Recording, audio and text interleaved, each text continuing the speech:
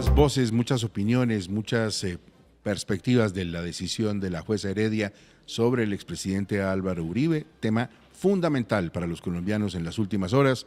Vamos al departamento de Antioquia. Sebastián, ¿qué dijeron el alcalde, el gobernador?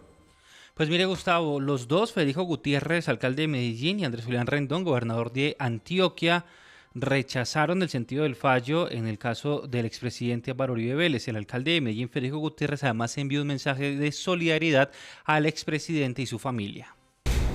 La triste realidad de Colombia es la siguiente. Quienes hicieron parte de grupos terroristas hoy están en la presidencia y en el Congreso. Álvaro Uribe, quien los combatió, hoy ha sido condenado. Mi solidaridad con él y con su familia.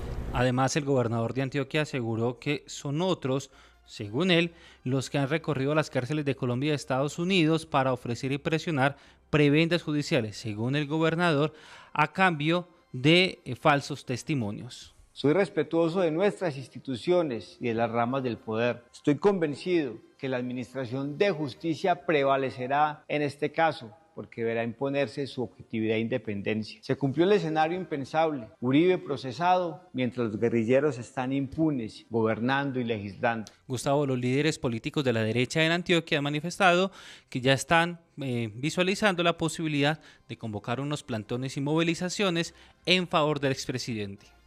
Sebastián, gracias. ¿Qué dijeron, Fraile, los hijos del expresidente Uribe que han sido tan activos en materia de opinión en redes sociales? Gustavo, esta es la opinión tal vez más cercana al expresidente de su entorno personal, y la reacción de sus dos hijos va más ligada a celebraciones que hicieron en redes sociales gente del Partido Comunes como Timochenko, como Sandra Ramírez y otros congresistas de las extintas FARC.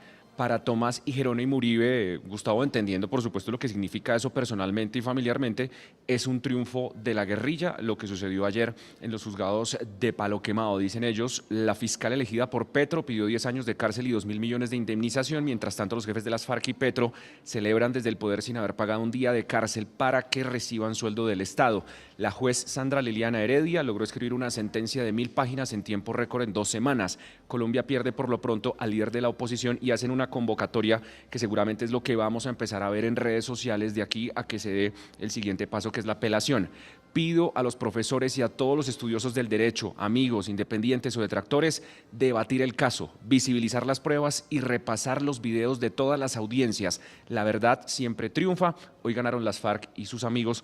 El mensaje de los hijos del expresidente Uribe. Hablando de hijos, Vanessa, muy claro en este escenario de confianza judicial que nos planteaba Iván Cepeda muy temprano en CSAM, que se pide en el país, pues también tener en cuenta que hay otros hijos de mandatarios que están en procesos judiciales. Pues Nicolás Petro, Gustavo, nada más y nada menos que Nicolás Petro está en este momento llevando un juicio, no se nos puede olvidar, por lavado de activos y enriquecimiento ilícito. Y en ese caso también, pues imagínense la presión mediática y la presión política que ha habido, porque todos esos juicios terminan siendo de cualquier manera pues un espacio de mucha controversia. Me parece importante recordarlo y está bien hacerlo, ¿sabe por qué? Porque, digamos, hemos escuchado y en general, digamos, hay como un consenso en la oposición, por supuesto, de pensar que es que el juicio de Álvaro Uribe es totalmente político y que entonces el resultado de la jueza fue una determinación impulsada por un asunto político y bueno, todo esto. Pero no, es decir, en Colombia pasan muchas cosas y la justicia está haciendo lo que tiene que hacer, tanto en el caso de Uribe como en el caso de Nicolás Petro, ¿no? Entonces no se nos puede olvidar que también, digamos, en el lado del petrismo hay un juicio muy grande que se está llevando a cabo, no sabemos en qué vaya a derivar, que es el caso de Nicolás Petro. 7 de la mañana, 32 minutos, los precandidatos presidenciales, los sectores políticos de izquierda. Las reacciones, María Paula. La senadora y precandidata presidencial María José Pizarro reconoció el trabajo de la juez Sandra Heredia y las demás mujeres que participaron del juicio en contra del expresidente Álvaro Uribe. También envió un mensaje de solidaridad y reconocimiento a su compañero de bancada, Iván Cepeda. Un hombre que creyó en la justicia desde el primer momento, que respetó el debido proceso, que lo hizo con altura y con gallardía y que nos ha demostrado a todos y a todas la importancia que tiene creer en la verdad, creer en la justicia. Por otro lado, el ex canciller y precandidato Luis Gilberto Murillo aseguró desde su cuenta de X que esta decisión judicial no tiene precedentes en la historia del país y por ende exige más que nunca una respuesta política a la altura del momento con serenidad y respeto al Estado de Derecho. Por su parte, el ex embajador y precandidato Camilo Romero aseguró que la decisión de la jueza Sandra Heredia fue una decisión contundente para el país. Dijo que se trata de una derrota para el uribismo en la justicia. Se trata de una condena por el menor de los casos que han señalado al expresidente Uribe, soborno de testigos. Todavía el país espera respuesta por los falsos positivos, la chuzada, la yiris política para su reelección, las convivir, algo ingreso seguro, para citar algunos casos. El uribismo es derrotado hoy en la justicia, pero es políticamente que debemos derrotarlo en el 2026. Sobre esto también se pronunció el exdirector de Prosperidad Social y precandidato presidencial Gustavo Bolívar, quien calificó el fallo en contra de Uribe como un hito en la historia de la justicia. Indicó que evidencia que no hay privilegios. Sí, es un hito en la historia de nuestra justicia, acostumbrada a que aquí los poderosos tengan privilegios. Pues hoy una juez valiente, juiciosa, que en un fallo de 1000 páginas ha demostrado la culpabilidad del expresidente, ha demostrado que aquí no hay intocable el banquero, ni ser intocable el político, por más poder que tenga, ni el periodista, ni el general, nadie. Sumado a esto, la exalcaldesa de Bogotá y también precandidata Claudia López manifestó su respaldo y reconocimiento a la jueza Sandra Heredia y a todo el aparato judicial del país. La justicia se demora, pero llega. A la jueza Sandra Heredia y a todo el aparato judicial de Colombia, nuestro respaldo y nuestro reconocimiento. Han sido acosados y hostigados por esta decisión y la justicia ha actuado de manera serena y con base en la evidencia. El precandidato y exalcalde de Medellín, Daniel Quintero, también se refirió al sentido del fallo en contra de Uribe, asegurando que con esta decisión se ha hecho justicia. Una juez de la República que no se amilanó ante la presión del poder, de los medios, de los grandes poderes económicos, confirmó que Uribe intentó manipular la justicia para eliminar a sus rivales políticos. El uribismo históricamente ha usado la justicia para obtener no solo impunidad, sino para eliminar a los que los hemos enfrentado. Además de esto, la exministra de Salud y precandidata Carolina Corcho señaló que la decisión en el caso en contra del expresidente Uribe reafirma la independencia judicial y rechaza toda amenaza contra quienes imparten la justicia. María Paula, gracias. Son las 7:35, Hernando. Hay que entender las pasiones que se mueven alrededor de esta decisión y las inquietudes de la gente. Me preguntan que si se sabe cuándo va a ser recluido Álvaro Uribe. Pues Gustavo, este 1 de agosto es una fecha definitiva para saber para responder esa pregunta. Por lo pronto, pues lo que estaría al pendiente, según ha traslucido en la escena de ayer, en la escena judicial de ayer, por parte del juzgado 44 y lo que hace obviamente también de las primeras manifestaciones de la Fiscalía y de la Defensa, es son dos posibilidades. La primera, que entre tanto el Tribunal Superior y eventualmente la Corte Suprema revisan esta actuación, haya entonces la posibilidad de una defensa en libertad.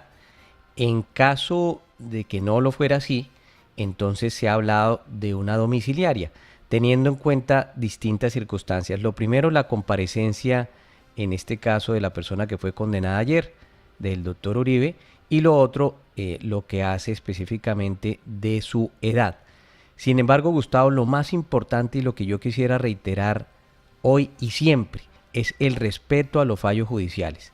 Ese debe ser el punto que nos debe concentrar a todos, con independencia de que se compartan o no. Ese debe ser el elemento que le hemos reclamado a unos y a otros para que precisamente tengamos una justicia que opere autónoma y tranquilamente. Pero este 1 de agosto se absolverá ese punto, Gustavo.